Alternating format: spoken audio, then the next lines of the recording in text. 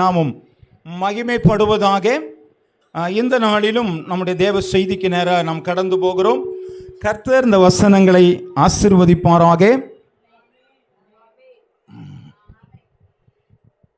அவரு பரிசுத்த ஆவியானவர் உதவியோடு கூட நாம் இந்த வேளையில் தியானிப்போம். அது நல்ல இருதயத்தில் விதைக்கப்படட்டும். யோசுவா எழுதின புஸ்தகம் 6வது அதிகாரம் 1வது வசனம். இது நாம் தியானிக்கிற வசனம் அல்ல, ஒரு இன்ட்ரோடக்ஷன் தான். எரிகோ இஸ்ரவேலுக்கு புத்திரருக்கு முன்பாக அடைக்கப்பட்டிருந்தது. ஒருவரும் வெளியே போகவில்லை, ஒருவரும் உள்ளே வரவும் இல்லை. இப்போ பாருங்க, இஸ்ரவேல் ஜனங்களுக்கு விரோதமாக ஒரு எரிகோ அப்படிங்கிற ஒரு பட்டணம் அடைக்கப்பட்டிருக்கிறது. யாரும் வெளியிலும் போல சுத்தமாக அடைச்சி வச்சுட்டாங்க. இப்போ அதே யோசுவா 6வது அதிகாரம் 20வது வசனத்தை எடுத்து வாசிங்க. எக்காலங்களை ஊதுகையில் ஜனங்கள் ஆர்ப்பரித்தார்கள். எக்கால சத்தத்தை ஜனங்கள் கேட்டு மகா ஆரவாரத்தோடு அலங்கம் இடிந்து விழுந்தது. உடனே ஜனங்கள் பட்டணத்தை வெடித்து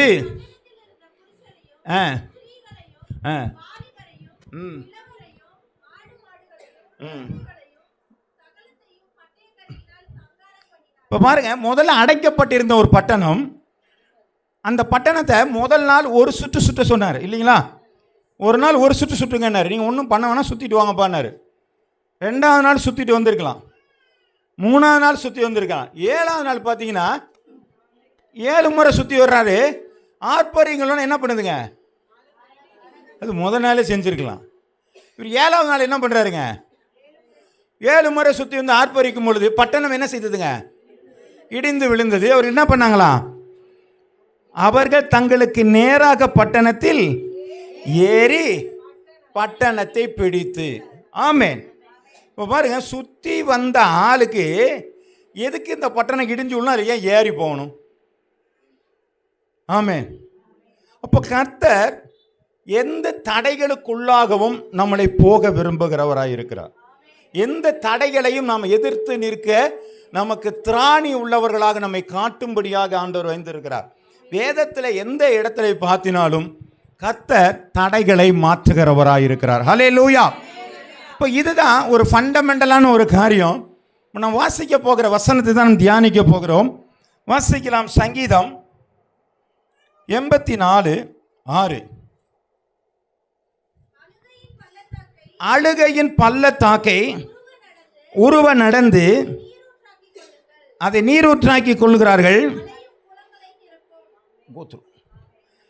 திரும்ப ஒரு வாட்டி வாசிக்கலாமா? அழுகையின் பள்ளத்தாக்கை உருவ நடந்து அதை நீரூற்றாக்கி கொள்கிறார்கள். மலையும் குளங்களை கொஞ்சம் பெருசாக கட்ட முடியாது. இதுதான் நம்முடைய ஒரு டார்கெட்டான ஒரு காரியம். என்ன போட்டிருங்க அதில்? இல்லை, இப்போ காட்டுற டிவியில் ஒரு காரியம் காட்டுறாங்களா? என்னங்க இருக்கு?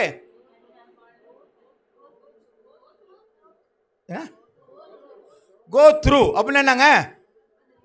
உருவ நடக்கிற ஒரு காரியங்கள். அல்லையா? பிரேக் த்ரூன்னு சொல்லுவாங்க, இல்லை கோ த்ரூன்னு சொல்கிறாங்க இல்லைங்களா? உருவ நடக்கிற ஒரு அனுபவம். இந்த புதிய ஒரு இடத்துல நம்முடைய வாழ்க்கையில் எல்லாமே எந்த ஒரு காரியத்திலும் உருவ நடக்கிற ஒரு அனுபவத்தை தேவன் தரப்போகிறார். ஆமென். ஹல்லேலூயா. எந்த பிரச்சனை ஆகலாம், எந்த பலவீனங்கள் ஆகலாம், எந்த சோர்வுகள் ஆகலாம், எது வந்தாலும் உருவ நடக்கிற அனுபவத்தை இந்த வருஷத்தில் ஆண்டவர் கொடுக்க போகிறார். ஹல்லேலூயா. ஒரு 3 காரியங்களை உங்களுக்கு ஞாபகப்படுத்துகிறேன். தானியேல் எழுதின புஸ்தகம் 3வது அதிகாரம் 13வது வசனத்தில் ஒரு சில வசனங்களை வாசியுங்கள். அப்பொழுது நேபுகாத்நேச்சார் உக்கிர கோபம் கொண்டு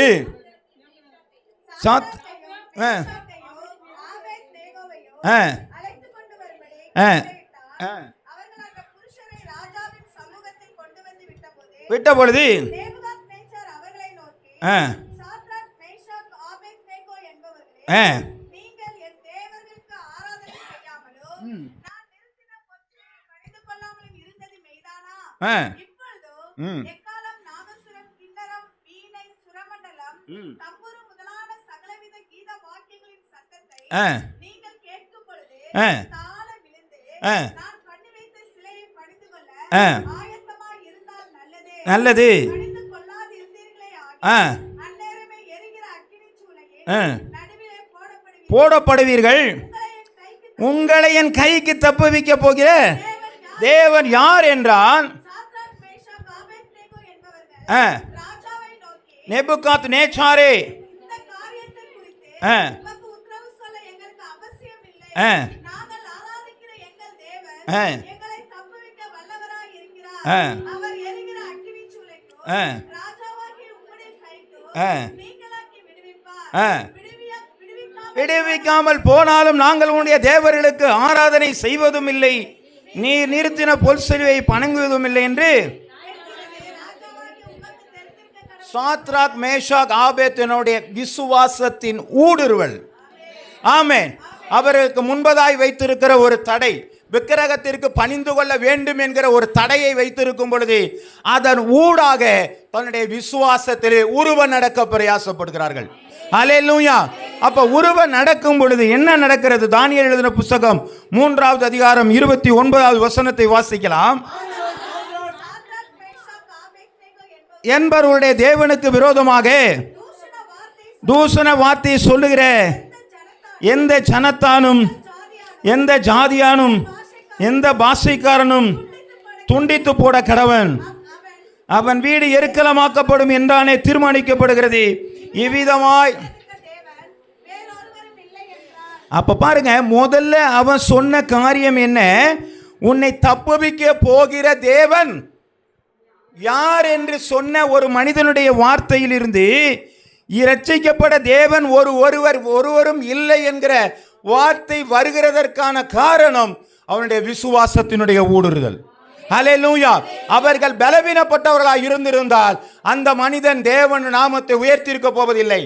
நம்முடைய வாழ்க்கையில விசுவாசம் அநேகரை ரட்சிப்புக்குள்ளே கொண்டு வர வேண்டுமானால் நாம் உருவ நடக்கிறவர்களாக இருக்க வேண்டும். ஹல்லேலூயா. தடைகளுக்கு ஊடாக நடக்கிறவர்களாக இருக்க வேண்டும்.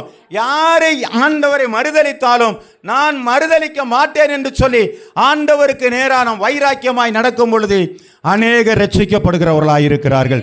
ஹல்லேலூயா, ஹல்லேலூயா.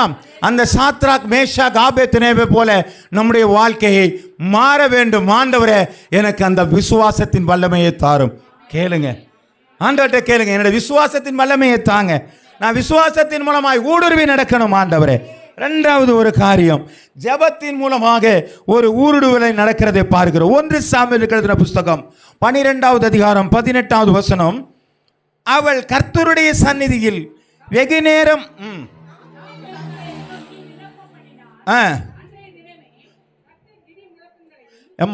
1 சாமுவேல் 1:12-18.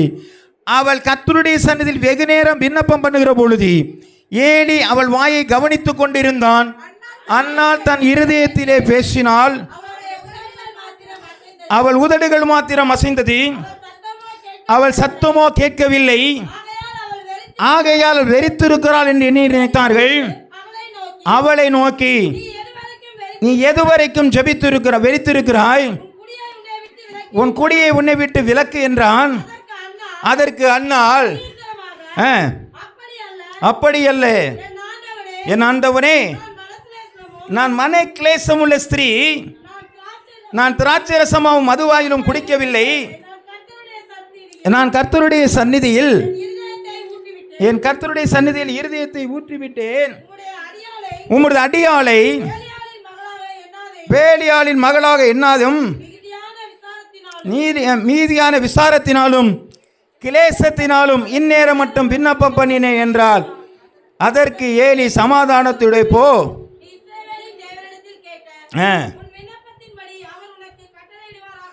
ஆமென். கர்த்தருடைய நாமம் மகிமைப்படுவோம். மன கிளேசம் உள்ள ஒரு ஸ்திரீ, அவளுக்கு இருக்கிற பிரச்சனை, அவளை அநேகர் ஏளனம் செய்தார்கள். தனக்கு பிள்ளை என்கிற ஏளனம் வெகுதரமாக இருந்தபடினாலே தேவ சமூகத்திலே புலம்ப ஆரம்பிக்கிறாள். அவள் தேவ சமூகத்தில் தேவனை அசைக்க ஆரம்பிக்கிறாள். அவள் தன் இருதயத்தின் காரியங்களை ஊற்றவிட ஆரம்பிக்கிறாள். பக்கத்தில் இருக்கிற பார்த்து ஏலி சொல்றான், இன்னும் காலம் முறையே தண்ணி அடிச்சுட்டு வந்துட்டியா? அவளுடைய புலம்பல் உனக்கு தண்ணி அடிச்ச மாதிரி இருக்கு. அந்த அளவிற்கு தேவனை அவள் அசைய பண்ணுகிறவராய் இருக்கிறார். அல்லேலூயா. நம்முடைய ஜெபங்கள் தேவனை அசைக்கிறதா? ஆமே, தாண்டிட மாட்டேங்குதேங்க. பரலோகத்தில் இருக்க தேவனை அசைக்குமா? Man kneels God deals. மனிதனுடைய முழங்கால்கள் தேவனை அசைய பண்ணுகிறதா இருக்கிறது.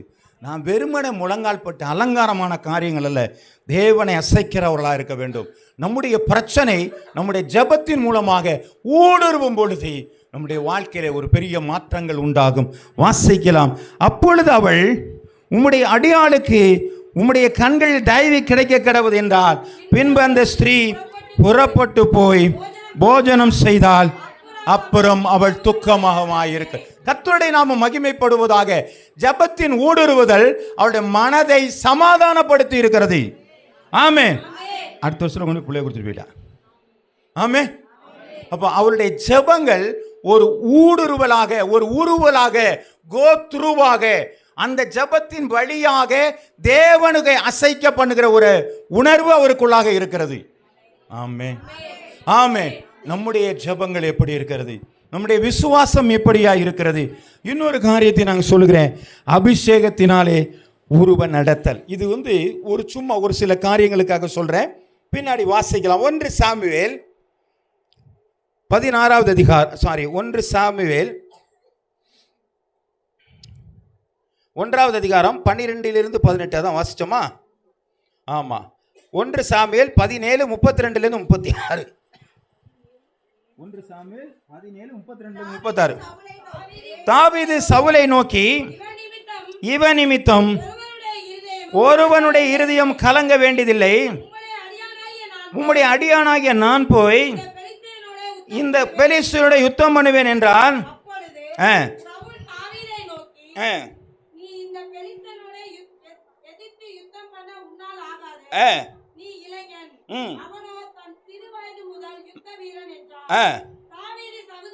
சவுலை பார்த்து, உம்முடைய அடியான்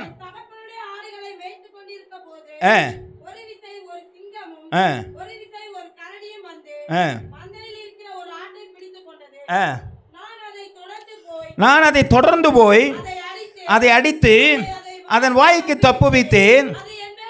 அது என் மேல் பாய்ந்த பொழுது அதன் தாடியை பிடித்து அதை அடித்து கொண்டு போட்டேன். அந்த சிங்கத்தையும் அந்த கரடியையும் உம்முடைய அடியானாகிய நான் கொன்றேன். விருத்த சேதனம் இல்லாத இந்த பெலிஸ்தியனும் அவைகள் ஒன்றை போல் இருப்பான், நிந்தித்தானே என்றான். கர்த்தருடைய நாமம் மகிமைப்படுவதாக. இந்த தாவீதினுடைய வார்த்தை எவ்வளவு வைராக்கியமாய் இருக்கிறது. ஆமென். ஏன் இந்த வைராக்கியம்? தேவனை யாரா நிந்திக்கிறான்? இந்த பெலிஸ்தியன் விருத்த சேதனம் இல்லாதவன், உடன்படிக்கை இல்லாத ஒரு மனிதன். என் தேவனை அவன் எப்படி அவன் நிந்திக்க முடியும் என்று சொல்லி அவன் கேட்கிறதற்கான காரணம் 1 சாமுவேல் 16வது அதிகாரம் 13வது வசனம்.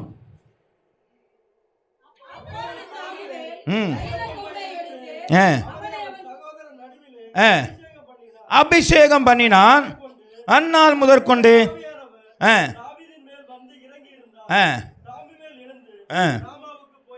அவன் மேல ஒரு அபிஷேகம் இருந்துச்சுங்க. அந்த அபிஷேகம் தான் கோலியாத்தை எதிர்க்கும்படியான ஒரு உருவல் அங்கிருந்து வருகிறது. கோத்ரு, அவனுக்குள்ளாக உருவ நடக்கிற ஒரு அனுபவம். ஒரு சிங்கத்தை போல், நான் கிழித்து போட்ட ஒரு சிங்கத்தை போல, ஒரு கரடியை போல இவன் இருப்பான் என்று சொல்வதற்கான காரணம், அவன் அபிஷேகம் பண்ணப்பட்டவன். நான் அபிஷேகம் பண்ணப்பட்டவனாய் இருப்பேனே ஆனால், எனக்குள்ளே ஜெப ஆவி எனக்குள்ளாக இருக்குமானால், எனக்குள்ளே விசுவாசத்தின் காரியங்கள் எனக்குள்ளே இருக்குமானால், என்னுடைய வாழ்க்கையிலே நான் உருவ நடக்கிறவனாக இருக்கிறேன். அல்லேலூயா. இந்த வருஷத்தில் நீங்கள் உருவ நடக நீங்கள் பழகிக் கொள்ளும்படியாக ஆண்டவர் இந்த வார்த்தை உங்களுக்குள்ளாக தருகிறார். அல்லேலூயா. நீங்கள் பயந்து சுற்றி போக வேண்டிய அவசியம் இல்லை, ஏறி போக பண்ணுகிற ஒரு தேவனாய் இருக்கிறார். அல்லேலூயா. அல்லேலூயா. கர்த்தருடைய நாமம் மகிமைப்படுவதாக. இன்னைக்கு அநேகர் பார்வையில் மனிதரிடையே பார்க்கும் பொழுது பயந்து ஒதுங்குகிற நிலைகள் இருக்கிறதை பார்க்கிறோம். எதையா சொல்லிட்டான் என்ன பண்றது? இல்லைங்க, உங்களை ஒரு நாளும் அசைக்க கூட முடியாது. ஆண்டவர் உனக்கு விரோதமாய் எழும்புகிற எந்த ஆயுதங்களும் நம்ம வாய்க்காது போகுன்னு சொல்லி நம்ம பயந்து கிடக்கிற ஆட்களாக இருந்தா நம்முடைய வாழ்க்கையில் எப்படி இருக்குங்க? அபிஷேகமே இல்லைன்னு அர்த்தம். சவுலை ஆண்டவர் அபிஷேகிச்சார், ஒரு ராஜாவாக அபிஷேகித்தார், பூரா போச்சு. ஆமே, அவனுக்கு என்ன பிடிச்சிட்டு இருந்துச்சுங்க? ஆடு மாடெல்லாம் பிடிச்சிட்டு வந்து உட்காந்துருக்கிறான். ஆளை கொண்டுட்டு வாடான்னா இவன் என்ன பண்ண? ஆடு மாடெல்லாம் பிடிச்சிட்டு வந்து நிற்கிறான். ஆண்டவர் அபிஷேகத்தை இழக்க பண்ணினார். அவனுடைய மேன்மை இழந்து போனதை பார்க்கிறோம்.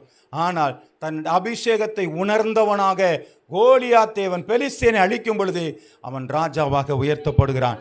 சவுல் கொன்றதோ 1000, தாவீது கொன்றதோ 10,000 என்று பாடக்கிறதற்கான ஒரு உயர்வு கொண்டு வருவதற்கான ஒரு மேலான காரியமே அவனிடத்தில் இருந்ததான அபிஷேகம். அல்லேலூயா, அல்லேலூயா. என்னை ஆண்டவர் உயர்த்த வேண்டுமானால் என்னுடைய அபிஷேகம் தேவை, எனக்குள்ளாக ஜெப ஆவி தேவை, என்னிடத்தில் விசுவாசமா என்கிற பலன் எனக்கு தேவையா இருக்கும் பொழுது நான் எந்த காரியத்திலும் ஊடுருவ நடக்க ஆரம்பிக்கிறேன். அல்லேலூயா, அல்லேலூயா. கர்த்தருடைய நாமம் மகிமைப்படுவதாக. அப்போ நம்மளை நம்முடைய வாழ்க்கையில் பார்க்கும் பொழுது அநேக தடைகள் நமக்குள்ளாக இருக்கிறதை நாம் பார்க்கிறோம். இதை தான் இந்த நேரத்தில் நாம் கொஞ்சம் தியானிக்க போகிறோம். வனாந்திரத்தில் இஸ்ரவேல் ஜனங்களை ஆண்டவர் செங்கடல் வழியாக நடத்தி சென்றார் என்று சொல்லி பார்க்கிறோம். அடிமைத்தனத்தில் இருந்த ஜனங்களை செங்கடல் வழியாக அவர்களை நடத்தி செல்கிறார். யாத்ராம் எழுதின புஸ்தகம் 14வது அதிகாரம் 21 22 வசனங்கள் வரை நீட்டினான்.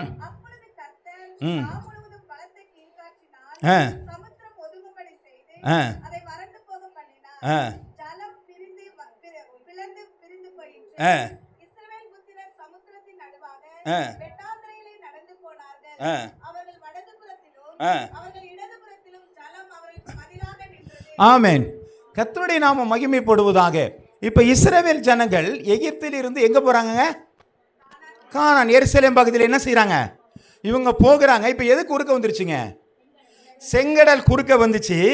இப்ப அதை என்ன பண்ணாங்க? ஆண்டவர் பிரிந்து போக பண்ணினார், வெட்டாந்தரை ஆயிற்று, நடந்து போனாங்க அப்படின்னு சொல்லி பார்க்கிறோம். ஆமே. இன்னொரு வசனத்தை உங்களுக்கு ஞாபகப்படுத்துறேன். மத்தேயு எழுதின புஸ்தகம் 2வது அதிகாரம் 14வது வசனம்.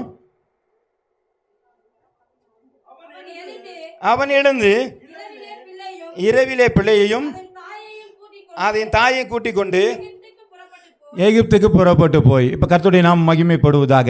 இங்க இருந்து எகிப்துக்கு எங்க போனாங்க? எருசலேம் போனாங்க. அப்படித்தானே? கானான் தேசம் அப்படித்தானங்க. இப்ப இவங்க எங்க இருந்து வராங்க? பெத்லகேம்ல இருந்து எங்க வராங்க? அதான் எருசலேம் தானே. பெத்லகேம்ல இருந்து எங்க போறாங்க? இப்ப இவங்களுக்கு ஏன் கடலை காணோம்?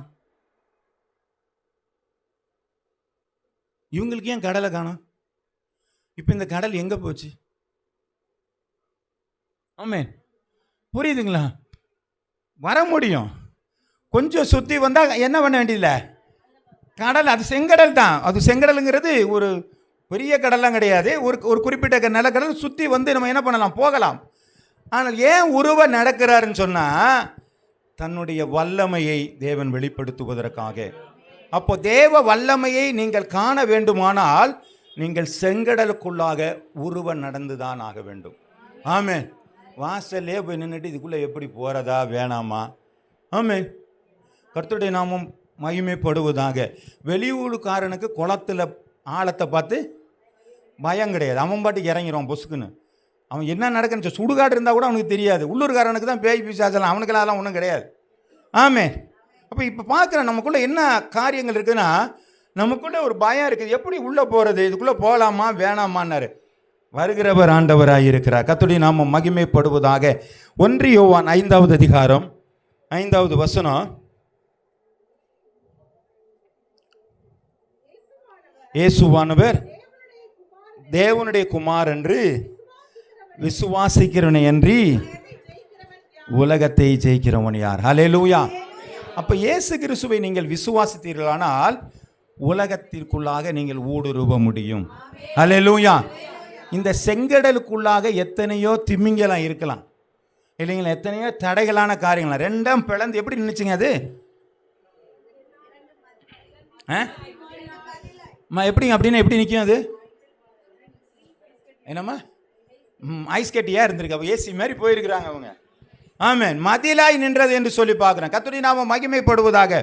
இப்போ ஆண்டவர் சொன்னாங்க, இயேசுவானவன் தேவனுடைய குமாரன் விசுவாசனை என்று உலகத்தை அவன் ஜெயிக்கிறவன். அப்போ உலகத்துக்குள்ளாக நம்ம போகும் பொழுது எப்படி சங்கடக்குள்ளே போகும்பொழுது 2 பக்கமும் மதில்கள் இருந்ததோ, மதிலை போல கடல்கள் இருந்ததோ, அதே போல நம்மை சுற்றி டாஸ்மாக் இருக்கதான் செய்யும்.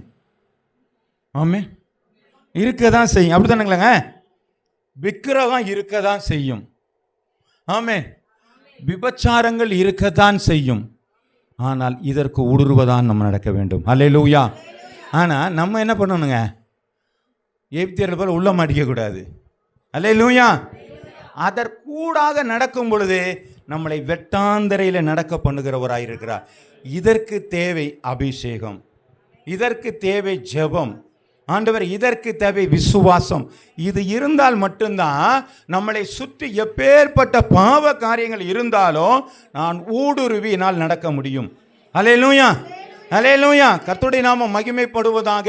பாம்பு திங்கிற ஊருக்கு போனால் நடுக்கண்ட எனக்குங்கிற மாதிரி நம்ம எங்கேயாவது ஒரு ஃபங்க்ஷனுக்கு போனதுக்கப்புறம், ஆமாங்க எல்லாரும் சாப்பிட்றீங்க நானும் சாப்பிட்டுட்டு போகிறேங்க இல்லைங்களா. இன்றைக்கி நமக்கு நல்லா இந்த பகுதியிலலாம் இந்த இரத்த பொரியல் நடக்கும் இல்லைங்களா.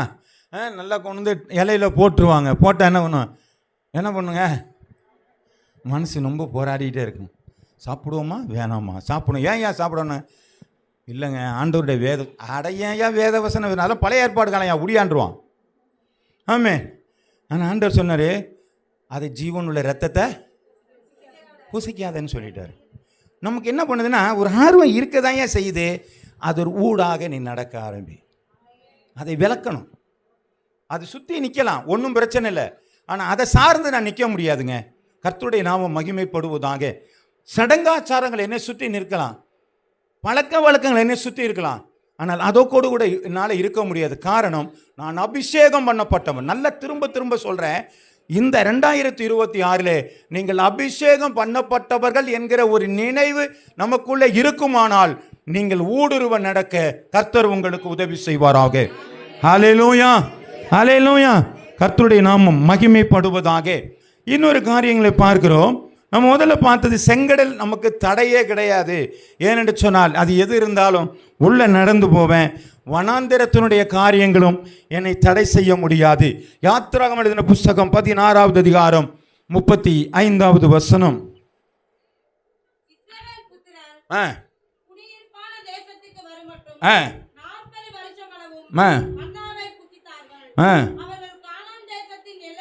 கானான் தேசத்தின் எல்லையில் சேரும் வரைக்கும் மன்னாவை புசித்தார்கள்.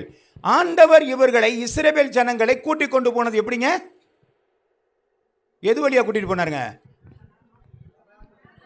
வனாந்திரம். வனாந்திரம்னா நான் எப்படி இருக்குன்னு நினைக்கிறீங்க, என்னம்மா இல்ல வெட்டாந்திரம்னா எப்படி இருக்குன்னு நினைக்கிறீங்க? நான் ஏற்கனவே சொல்லியிருக்கிறேன். என்னோடு கூட அந்த பைபிள் காலேஜ் படித்த ஒரு சிலர் இஸ்ரேலுக்கு போனாங்க. அவங்க வந்து சொல்லும்போது பார்த்தா, அந்த பாலைவன பகுதியில் போகும்போது சொன்னாங்க, இந்த 40 வருஷம் இதில் எப்படி ஆண்டவர் நடத்தினான்னு தெரியல. ஏன்னா மண்ணு தான் இருக்குது, ஒரு பச்சை கூட காணலை. புரியுதுங்களா? ஆனால் இவங்களுக்கு 40 வருஷம் என்ன கிடச்சிச்சுங்க, மண்ணா கிடச்சிது. பல்ல ஒன்றுமே கிடையாது, வனாந்திரம். அதற்குள்ளாக நடக்க ஆரம்பிக்கிறார். வனாந்திரத்திற்கு ஊராக அவள் நடக்க ஆரம்பிக்கிறார். அவருடைய தேவைகள் அங்கே இருக்குதா? ஆமாம், தேவைகள் இருக்கு. அன்னன்னைக்கு சாப்பிடணும். வானத்தில் இருந்து தேவன் மன்னாவை அவர்களுக்கு கொடுத்து கொண்டு இருக்கிறார். ஹல்லேலூயா. யாத்திராகமம் 16:13 மன்னா மட்டுமாங்க கொடுத்தாரு. சாயங்காலத்தில் காடைகள் விழுந்து பாளையத்தை மூடிக்கொண்டது. விடிய காலத்தில் என்ன கிடைச்சிச்சுங்க, வனாந்திரத்தில் சாப்பாடு கிடைக்கிறதே கஷ்டம். இப்போ அவருக்கு என்ன கிடைச்சிச்சுங்க, ஆமாம் நான்வெஜ் எல்லாம் அதுக்கு பாருங்கள், காடை கிடைக்குது. விலை கூட நமக்கு இல்லையா? ஆமாம், காடையெல்லாம் கொடுத்து இவர் என்ன பண்ணுறாங்க, நாங்கள்லாம் அங்கே என்னப்போ மீன் மச்சத்தெல்லாம் சாப்பிட்டோம், இறைச்சி பாத்திரத்தில் உட்காந்து சாப்பிட்டோம். அவங்க சாப்பாடுறாமங்க அதையே சொல்லிக்கிட்டு கிடக்குறாங்க. அப்போ என்ன பண்ணாங்க, இதெல்லாம் நாங்கள் சாப்பிட்டுட்டு கிடந்தோமே அப்படின்னாங்க. ஒன்று அவன் சொல்கிறான், மண்ணா என்ன பண்ணுறாரு, காடையை சாப்பிட்டு போங்கடா ஏன்டா அப்படின்னு. இப்போ கர்த்தர் வனாந்திரத்தில் காடைகளை கொண்டு வர முடியும். ஹல்லேலூயா. யாத்திராகமம் எழுதின புஸ்தகம் 33வது அதிகாரம் 9வது வசனம். சாரி, உபாகமம் 29:5. உபாகமம் 29:5. கர்த்தராகிய நான் உங்கள் தேவனென்று நீங்கள் அறிந்து கொள்ளும்படிக்கு ஆ, நான் 40 வருஷம் ஆ, உங்களை வனாந்தரத்தில் நடத்தினேன். உங்கள் வனாந்திரத்திலே நடத்தினேன். உங்கள் மேல் இருந்த ஆ, வஸ்திரம் பழையதாய் போக வஸ்திரம் பலதாய் போகவும் இல்லை, உங்க காலில் இருந்த பாதரட்சைகள் பழையதாய் போகவும் இல்லை. பழையதாய் போகவும் இல்லை. கர்த்தருடைய நாம மகிமைப்படுவதாக. ஒரு பிரச்சனை இல்லை. சாப்பாட்டுக்கு சாப்பாடு கிடைச்சிச்சு. என்ன நினைக்கிறீங்க? நான்வெஜ்ஜுக்கு கிடைச்சிக்கு. சட்டை எல்லாம் என்ன தேவையில்லைங்க. அது பாட்டுக்கு வளர்ந்துக்கிட்டே இருக்குது. செருப்பும் அது பாட்டுக்கு வளர்ந்துக்கிட்டே இருக்குது. ஆமே, வளர்ந்துச்சா? வளர்ந்துச்சு இல்லைங்களா? இவன் எவ்வளோ வளர்றானோ அவ்வளோ சட்டை வளருது. இவன் கால் வளர்கிற அளவுக்கு செருப்பும் வளர ஆரம்பிச்சு. ஒரு குறைவில்லாமல் ஒன்றும் இல்லாத இடத்திலே தேவன் அவர்களை நடத்துவதற்கான காரணம் என்ன என்று சொல்லி பார்க்கும் பொழுது, கர்த்தருடைய நாமம் மகிமைப்படுவதாக. ஆண்டவர் ஒன்றும் இல்லாத ஒரு காரியங்களிலும் நம்மளை நடக்கிறதுக்கு ஒரு காரியம் ஆண்டவருடைய நடத்துதல். ஆமேன். அங்கே அவங்களை என்ன பண்ணுதுங்க? யாத்திராகமம் எழுதின புஸ்தகம் 33வது அதிகாரம் 9வது வசனத்தை வாசிக்கலாம். மோசே பிரவேசிக்கையில் மேகஸ்தம்பம் இறங்கி ஆ கூடார வாசலில் நின்றது. ஆ கர்த்தர் மோசேயோடே பேசினார். அப்போ இவங்களுக்கு எது தான் நடத்திச்சுங்க? ஆண்டவர் நடத்தினார். ஆமே. அப்போ முதல்ல நம்ம பார்க்கும் பொழுது ஆண்டவர் செங்கடலுக்கு தடை இல்லை. தேவ வல்லமையினாலே அங்கே அந்த கடலானது என்ன பண்ணிச்சுங்க? உறைந்த நிலையிலே காணப்பட்டது. அங்கே எப்படியா இருக்குதுன்னு போட்டிருக்கல, மதிலாய் காணப்பட்டது என்று சொல்லி பார்க்குறோம். ஆமேன். கர்த்தருடைய நாமம் மகிமைப்படுவதாக. ஆனால் இங்கே பார்க்குறோம், தேவனுடைய நடத்துதல் வனாந்திரத்திலே தேவைகள் சந்திக்கப்பட்டது. ஆமேன். அதன் நிமித்தம் வனாந்திரத்திலே ஊடுருவி நடந்தார்கள். அல்லேலூயா. இப்போ அப்படியே கொஞ்சம் நாம் நினச்சி பார்க்குறோம், நம்முடைய வாழ்க்கையிலும் வனாந்திரங்கள் உண்டா? என்னங்க, உண்டா இல்லையாங்க? சில நேரத்தில் பண பற்றாக்குறை, வறட்சியான நிலை, வியாதியுடைய நிலைமைகள், பலனற்ற காரியங்கள். நம்ம சில நேரத்தில் ஒன்றுமே இல்லைங்க, எனக்கு என்ன பண்ணுறதுனே தெரியலங்க. இப்படிப்பட்ட காரியங்கள் நம்ம இடத்துல இருக்கும் பொழுது தேவ நடத்துதல் அப்படிப்பட்ட சூழ்நிலையிலிருந்து உங்களை நடக்க பண்ணுகிறது. இது எல்லாத்துக்குமே காரணம் தேவ அபிஷேகம். நீங்கள் அதுதான் ஆரம்ப ஒரு காரியம். அந்த பேஸில் நம்ம நிற்கணும். நம்முடைய அபிஷேகம் நமக்குள்ளே இருக்கணும், நமக்குள்ள ஜெபங்கள் நமக்குள்ளே இருக்கணும், நமக்குள்ள விசுவாச காரியங்கள் நமக்குள்ளே இருக்குமானால் நாம் எல்லா காரியங்களிலும் ஊடுருவ நடக்க முடியும். அது வனாந்தரமாகட்டும், செங்கடலாகட்டும், ஊடுருவி நடக்க முடியும். உபாகம் எழுதின புஸ்தகம் 1வது அதிகாரம் 20வது வசனம்.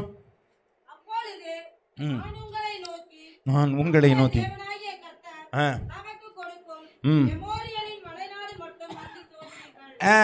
இப்போ என்ன சொல்றாங்க? உபாகமம் 1:20 என்ன சொல்றாங்க? அப்பொழுது நான்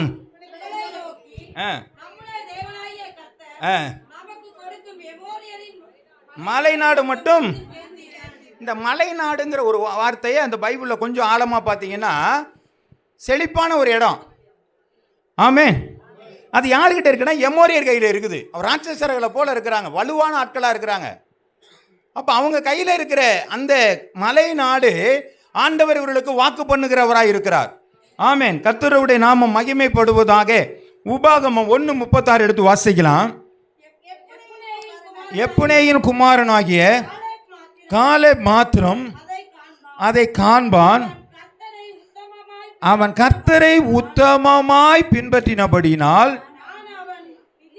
நான் அவன் மிதித்து வந்த தேசத்தை அவனுக்கும் அவன் பிள்ளைகளுக்கும் கொடுப்பேன் என்று ஆணையிட்டார். இப்ப காலேப்பு ஆண்டவர் தனக்கு கொடுப்பேன் என்று சொன்ன காரியத்தில் காலை வச்சுட்டு வந்துட்டாங்க. ஆமென். அப்ப இது வாக்கு பண்ணியிருக்கிறார், எனக்கு இந்த இடத்த ஆண்டவர் வாக்கு பண்ணியிருக்கிறார் என்று சொல்லி அவன் அந்த இடத்துல காலை வச்சு வாக்கு பண்ணினபடினாலே அவன் அதனுடைய சிந்தை அவனுக்குள்ளாக இருந்தது. யோசுவா 14வது அதிகாரம் 12வது வசனத்தை வாசிக்கலாம். ஆகையால் அந்நாளிலே சொன்ன இந்த மலைநாட்டை எனக்கு தாரும், அங்கே ஏனோக்கியரும் அரணைப்பான பெரிய பட்டணங்களும் ஒன்றென்று நீர் அந்நாளிலே கேள்விப்பட்டீரே. கர்த்தர் என்னோடு இருப்பாரானால் கர்த்தர் சொன்னபடி அவரை துரத்தி விடுவேன் என்றான். கர்த்தருடைய நாம மகிமைப்படுவதாக. யோசுவாட்ட போய் கேட்குறான், அந்த மலை நாட்டை எனக்கு கொடுப்பா. ஏற்கனவே உன்னை போய் மோதி கீதிட்டுலாம் வந்துட்டாங்க. இப்போ என்ன கேட்குறாங்க, ஆண்டவரே எனக்கு மலை நாட்டை கொடுப்பா. ஏன்பா என்ன கேட்குற? அவர் கேட்குறாங்க, நீ பெரிய பட்டணம் ஒன்றென்று அந்நாளிலே கேள்விப்பட்டு கர்த்தரோடு இருப்பானால் கர்த்தர் சொன்னபடி அவர்களை. ஆமென். கர்த்தருடைய நாம மகிமைப்படுவதாக. அப்போ அவன் என்ன கேட்குறான், எனக்கு வாக்கு பண்ணின ஒரு இடம், அதை நான் உருவதான் நடக்கணும். ஆமென். எனக்கான ஒரு காரியத்தை ஆண்டவர் வச்சிருக்கும் பொழுது அதை நம்ம என்ன பண்ணணுங்க, சுதந்திரித்து கொள்கிற ஒரு அனுபவம் தான் ஊடுருவலான காரியங்கள். ஆமென். அதுக்கு எது வேணாலும் தடையாக இருக்கலாம். அவங்க ஏனோக்கியர் இருக்கலாம், ராட்சசர்களை போல இருக்கலாம், திறன ஜனங்களை போல இருக்கலாம், தேனியை போல கொற்றவங்களா இருக்கலாம். ஆனால் காலேப் அந்த இடத்தை அவன் சுதந்திரித்து கொண்டான். காரணம், ஆண்டவர் அவன் வாக்கு பண்ணினத்தை, அவன் சத்துருவானுடைய வல்லமையை உருவ நடக்கிறவனாக இருக்கிறான். ஆமே. நமக்கு இந்த சத்துருவான என்ன பண்ணிடுச்சுங்க?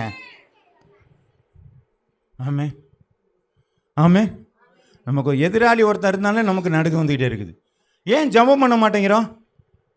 ஒரு அபிஷேகம் நமக்குள்ளே இருப்பானால் சத்துருவும். ஆமே. இதுதான் உருவம் நடக்கிற காரியம். இது நமக்கு தெரியும் இல்லையா? ஆமென். அப்ப தெரிஞ்சா செஞ்சிட வேண்டியதானே. இதுதான் ஊடுருவலான காரியங்கள். நமக்கு வசனங்கள் தெரிஞ்சும் எனக்கு அந்த அபிஷேகம் இருந்தால் இந்த வசனங்கள் எனக்கு பயனுள்ளதாக இருக்கும். நான் ஜெபிக்கிறவனாக இருந்தால் இந்த வசனங்கள் எனக்கு பயனுள்ளதாக இருக்கும். என்னுடைய விசுவாசம் எனக்கு இருந்தால் இந்த வசனங்கள் எனக்கு பயனுள்ளதாக இருக்கும். அந்த அபிஷேகமும் ஜெபமும் விசுவாசமும் எதிலும் ஊடுருவ நடக்க எனக்கு ஆண்டவர் உதவி செய்கிறவராக இருக்கிறார். அது எதிராளியினுடைய வல்லமையிலும் ஆண்டவர் உருவ நடக்க தேவரீர் உதவி செய்கிறவராக இருக்கிறார். ஹல்லேலூயா. ஆமென். சங்கீதம் 33:4.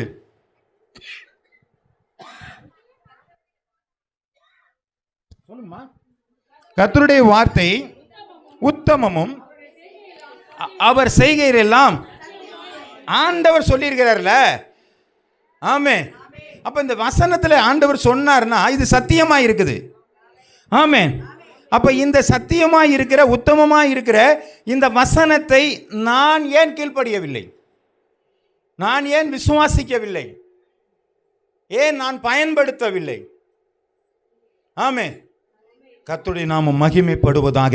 அப்படி நாம் செய்வோமானால் நம்முடைய வாழ்க்கை மாற்றங்களை உண்டாக்குகிறதா இருக்கிறது. நம்மை சுற்றியுள்ள விரோதிகள், துரோகிகள், அது மாத்திரமல்ல கெட்ட சிந்தனைகள்லாம் நமக்குள்ள என்ன இருக்குதுங்க? நமக்குள்ளே இருக்கு இல்லையா?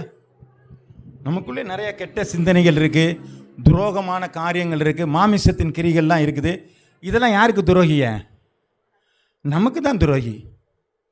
நம்ம துரோகின்னு வெளியில் இருக்கிறவனுக்கான பார்க்க வேண்டாம். எனக்கு நானே துரோகியா இருக்கிறேன். என்னுடைய மாமிசத்தின் கிரிகள் எனக்கு துரோகமாக இருக்கிறது. நான் அதை முதல்ல ஊடுருவ நடந்து போகணும். அதற்கு எனக்கு ஆண்டவர் அபிஷேகம் தந்தா மட்டும்தான் என்னால் என்ன செய்ய முடியுங்க? மாற்றங்களை கொண்டு வர முடியும். தேவ வார்த்தை நம்முடைய உருவ நடக்க பண்ணுகிறது. ஹல்லேலூயா. கர்த்தருடைய நாமம் மகிமைப்படுவதாக. அப்போஸ்தலர் 9வது அதிகாரம் 1 to 2 வசனங்கள் வரை. அப்போஸ்தலர் 9:1. சவுல் என்பவன் இன்னும் கர்த்தருடைய சீசரை பயமுறுத்தி கொலை செய்யும்படி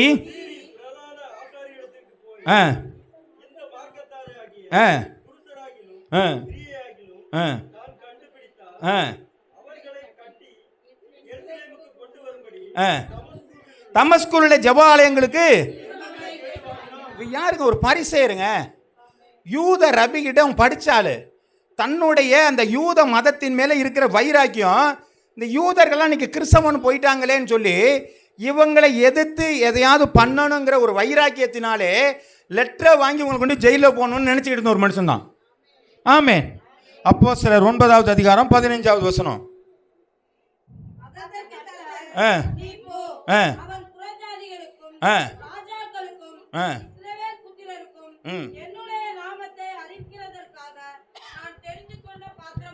அனனியா கேட்கிறாரு, இப்போ ஏற்கனவே எல்லாரையும் ஆளை பிடிச்சி கொண்டே உள்ள விடுறானாச்சே, இவனுக்கு போய் ஜெபம் பண்ண சொல்றீங்களா? இல்லை, புறஜாதிகளுக்கும் ராஜாக்களுக்கும் என்னுடைய நாமத்தை அறிவிக்கிற தெரிந்து கொள்ளப்பட்ட பாத்திரனாய் இருக்கிறான். அப்ப ஆண்டவருடைய செலக்ஷன் இல்லைங்களா, ஆண்டவருடைய தெரிந்து கொள்ளுதல் நம்ம மேல இருக்குதா? நம்முடைய தெரிந்து கொள்ளுதல் நம்ம மேல இருந்துச்சுன்னா நம்முடைய காரியங்கள் உருவ நடக்கிற ஒரு அனுபவங்களாக இருக்கும். ஆண்டவர் நம்மளை தெரிஞ்சிருக்கணும். நம்ம எல்லாருக்கும் சொல்றோம் ஆண்டவர் எனக்கு தெரியும், ஆண்டவர் நம்மள முதல்ல ஆண்டவர் பெயர் சொல்லி அழைத்தேன்னு சொல்லி இருக்கிறோம். ஆனால் இந்த நாளிலே பெயர் சொல்லி அழைத்திருக்கிறாரா? கர்த்தருடைய நாமம் மகிமைப்படுவதாக. அப்போஸ்தலர் 15வது அதிகாரம் 7வது வசனம்.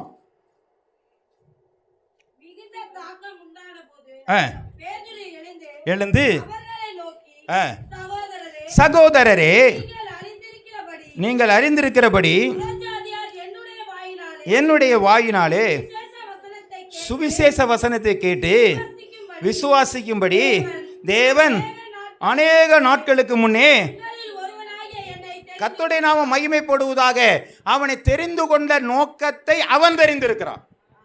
ஆமென். என்ன ஆண்டவர் எதுக்கு தெரிஞ்சிருக்கிறாரு எனக்கு தெரியணும். ஆமென். இந்த இருங்கலூர்ல எனக்கு எதை தெரிஞ்சிருக்கிறாரு, இந்த தெருவில் எனக்கு எதுக்கு இந்த இடத்துல வச்சிருக்கிறாரு, எனக்கு ஏன் இந்த வேலையை கொடுத்து வச்சிருக்கிறாரு, இது எல்லாமே ஆண்டவருடைய நோக்கமாக இருக்கிறது. ஒன்றும் தேவனுடைய சித்தம் இல்லாத ஒன்றும் நம்முடைய வாழ்க்கையில் நடக்கலை. ஆமே. அப்ப இவனுடைய வாழ்க்கையில் அவன் சொல்றான், என்னை அபிஷேகித்து அநேகருக்கு சுவிசேஷத்தை சொல்வதற்காக என்னை ஆண்டவர் தெரிந்திருக்கிறார் சொன்னவரே. 2 கொரிந்தியர் 11வது அதிகாரம் 23 27 வசனங்கள் வரை வாசித்து பாருங்கள். அவர்கள் ஊழியக்காரரா? நான் அதிகம் புத்தீனமாய் பேசுகிறேன், நான் அதிகமாக பிரயாசப்பட்டவன், அதிகமாக அடிக்கப்பட்டவன், அதிகமாக காவலில் வைக்கப்பட்டவன், அநேக தரம் மரண அவதியில் அகப்பட்டவன், யூதர்களால் ஒன்று குறைய 40 அடி 5 தரம் அடிபட்டேன், 3 தரம் மிலார்களினால் அடிபட்டேன், 1 தரம் கல்லேறியுண்டேன், 3 தரம் கப்பர் சேர்ந்தில் இருந்தேன், கடலிலே ஒரு ராப்பகல் முழுவதும் போக்கிறேன், அநேக தரம் பிரயாணம் பண்ணினேன், ஆறுகளினால் வந்த மோசங்களிலும் கல்லர்களால் வந்த மோசங்களிலும் என் சுய ஜனங்களினால் வந்த மோசங்களிலும் அந்நிய ஜனங்களினால் வந்த மோசங்களிலும் பட்டணங்களில் உண்டான மோசங்களிலும் வனாந்திரத்தில் உண்டான மோசங்களிலும் சமுத்திரத்தில் உண்டான மோசங்களிலும் கள்ள சகோதரத்தில் உண்டான மோசங்களிலும் பிரயாசத்திலும் வருத்தத்திலும் அநேக முறை கண்பிடிப்புகளிலும்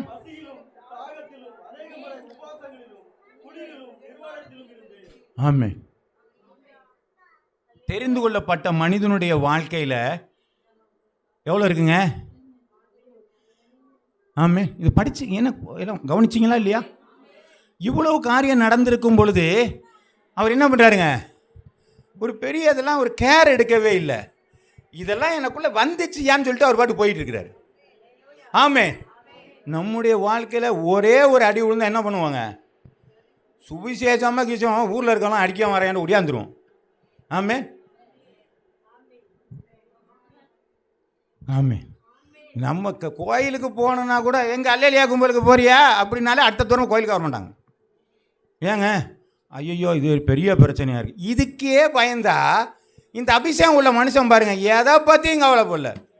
அவனுடைய பாடுகள் எவ்வளவா இருந்துச்சு, அதுக்குள்ளெல்லாம் ஒரு போற ஊடுருவ நடக்கிறதுக்கு காரணம் அவர் ஆண்டவராலே தெரிந்து கொள்ளப்பட்டவனாய் இருந்தார்.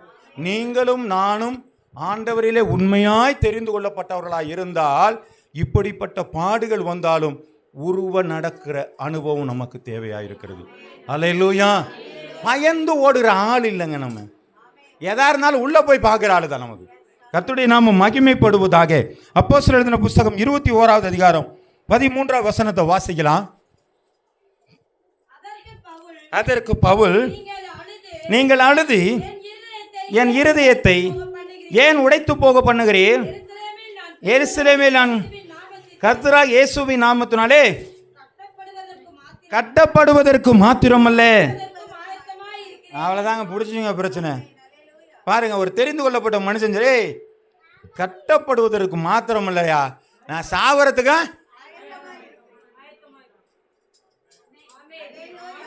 ஆமென். ஆமென். கர்த்தருடைய நாமம் மகிமைப்படுவதாக. இன்னைக்கு மிஷினரிகள்லாம் வந்தால் எது வந்தாலும் நடந்த பார்த்துக்கலாம்னு சொல்லி போகிறதுக்கு காரணம் என்னென்னா, ஆண்டவர் சீக்கிரம் பார்த்துடலாம் தான். ஆமே.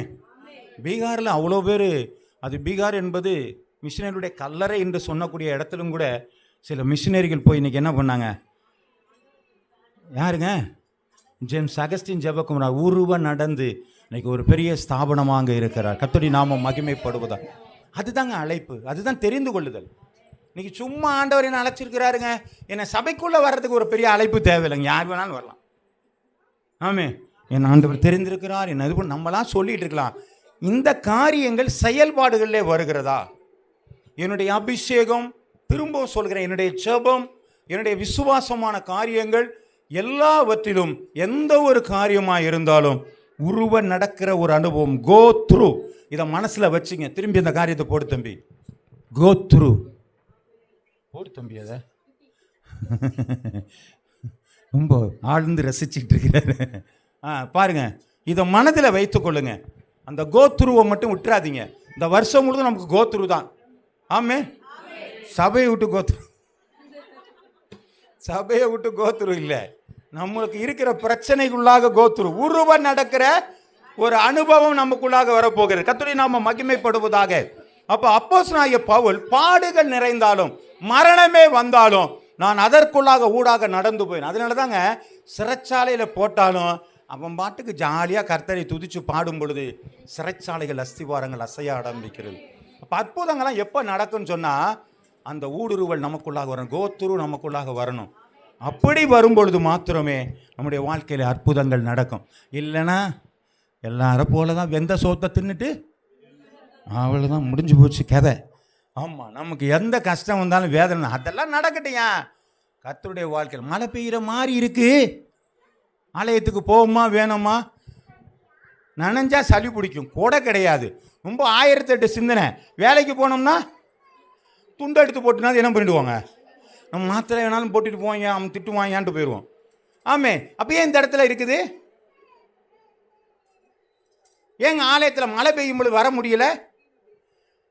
ஊரில் திருவிழா நடக்கும்போது ஏங்க வர முடியல? ஆமே, புரியுதுங்க நான் சொல்கிறது? எனக்கு இப்போ அந்த அபிஷேகம் போயிருக்கு, கொஞ்ச நேரம் வெளியில் போயிட்டு வருது, விசுவாசம் கொஞ்ச நேரம் வெளியில் போயிட்டு வருது. அதெல்லாம் கிடையாது. உங்களுக்குள்ள அந்த அபிஷேகங்கிறது சவுளு போல மாறிடுச்சுன்னு சொன்னால் தூக்கி எறியப்படுவீர்கள். அந்த அபிஷேகம் நமக்குள்ளே மட்டும் இருந்துச்சுன்னா நான் பவுலை போல நான் உருவ நடக்கிறவனாக இருக்கிறேன். Go through. மனதில் வைத்து கொள்ளுங்கள், நல்லா மனதில் வச்சுக்கொள்ளுங்க. எந்த ஒரு காரியமாக இருந்தாலும் உருவ நடக்கிற ஒரு அனுபவம், அதை நீரூற்றாக்கி கொள்கிற அனுபவம் ஆண்டவர் எனக்குள்ளாக தந்து இருக்கிறார். அப்படின்னா நாங்கள் நீரூற்றாக்கினா என்னங்க அர்த்தம்? கஷ்டத்தை என்ன பண்ணிடுறாங்க? ஆமாம், பவுல போசனல்ல எல்லாவற்றிலும்.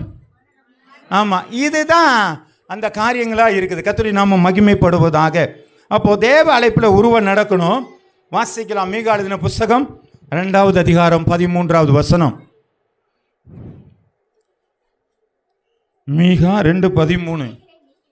தடைகளை நீக்கி போடுகிறவர் அவர்களுக்கு முன்பாக நடந்து போகிறார். அவர்கள் தடைகளை நீக்கி வாசலால் உட்பிரவேசித்து கடந்து போவார்கள். அவர்கள் ராஜா அவர்களுக்கு முன்பாக போவார். கர்த்தர் ஒரு முன்னிலையில். இதுதாங்க நம்முடைய வாழ்க்கையில் நடக்குது. நாங்கள் உருவ நடக்கும் பொழுது தனியாக நடக்கலை, யார் மூலமாக நடக்குதுங்க? வாசித்த பகுதியை வாசிங்க. அவர்கள் ராஜா அவர்களுக்கு முன்பாக வாசிங்க. எம்மா எடுத்தோனே ஆரம்பத்துக்கு போகணுமா? வாசிங்க. வாசல்கள் அவர்கள் தடைகளை நீக்கி வாசலால் உட்பிரவேசித்து கடந்து போவார்கள். அவர்கள் ராஜா அவர்களுக்கு முன்னாக போவார். கர்த்தர் அவர்கள் முன்னிலையில் நடந்து போவார்கள். ஹல்லேலூயா. கர்த்தருடைய நாமம் மகிமைப்படுவதாக. உங்களை அபிஷேகித்தவர் உண்மை உள்ளவராயிருக்கிறார். உங்களை அழைத்தவர் உண்மை உள்ளவராயிருக்கிறார். உங்களை தெரிந்து கொள்ளப்பட்டவர் உண்மை உள்ளவராயிருக்கிறார். உங்களுடைய போக்கில் வரத்திலும் ஆண்டவர் அவங்களோடு கூட இருக்கிறவராயிருக்கிறார். தாய் தன் பாலகனை மறந்தாலும் நான் உன்னை மறவாத தேவன் என்று சொல்லியிருக்கிறார். உன்னை உள்ளங்கையிலே வரைந்து வைத்திருக்கிறேன் என்று தேவன் நம்மளை ஒரு நாளும் மறவாத ஒரு தேவனாயிருக்கிறார். ஹல்லேலூயா. கர்த்தருடைய நாமம் மகிமைப்படுவதாக. அதன் ஊடாக நாம் நடக்கும் பொழுது நம்முடைய வாழ்க்கையில் பெரிய அற்புதத்தை காண வேண்டும். காரணம், என்னோடு கூட ஆண்டவர் வருகிறார். நம்ம வெறுமனை போகிறது இல்லைங்க, நம்ம வெறுமனை உருவ போகிறது இல்லைங்க. அந்த வசனத்தை திரும்ப வாசிங்க, சங்கீதம் வாசிங்க, வாசிங்க. அழுகையின் பள்ளத்தாக்கை உருவ நடந்து அதை நீரூற்றாக்கி கொள்கிறார்கள். அப்படின்னா என்ன அர்த்தங்க? எனக்கு கஷ்டமான காரியத்தை கூட ஒரு குளிர்ச்சியான காரியமாய் மாற்றி அது என்ன பண்ணுங்க, ஆசீர்வாதமாய் நான் மாற்றிக் கொள்கிறேன். அதற்கு என்னோடு கூட தேவன் இருக்க வேண்டும். அல்லேலூயா. கர்த்தருடைய நாமம் மகிமைப்படுவதாக. ஆண்டவர் இந்த வேளையில் உங்கள் மனதிலே ஒரு காரியத்தை நீங்கள் வைத்துக் கொள்ளுங்கள். கோ த்ரூ என்கிற ஒரு காரியத்தை, உருவ நடக்கிற அனுபவம். இந்த வருஷம் முழுவதும் நீங்கள் கோ த்ரூவில் தான் இருக்கணுங்க. எந்த ஒரு காரியம், ஆண்டவரை என்னை உருவ நடக்க பண்ணுங்க. வியாதியா, ஆண்டவரை அதை தாண்டி நான் வரணும். பிரச்சனையை அதை நான் தாண்டி வரணும். வேதனையை அதை தாண்டி வரணும். தேவைகளை அதை தாண்டி வரணும். இப்படி ஒவ்வொரு காரியத்திலும் நீங்கள் உருவ நடக்கும் பொழுது கர்த்தர் உங்களோடு கூட காரியங்களை கிரியை செய்கிறவராய் இருக்கிறார். ஹல்லேலூயா, ஹல்லேலூயா. என் தேவனே, உமக்கு நாங்கள் நன்றி செலுத்துகிறோம்.